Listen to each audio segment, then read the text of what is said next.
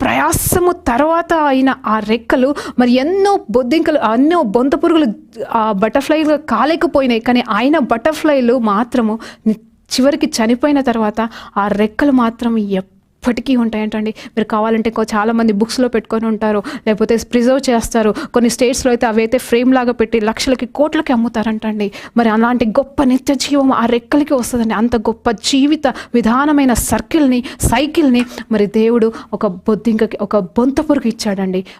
మరి మన జీవితం ఎలాంటిదండి? మరి చిన్నదాన్ని దేవుడు చూస్తే మరి మనల్ని ఎలా చూస్తున్నాడండి?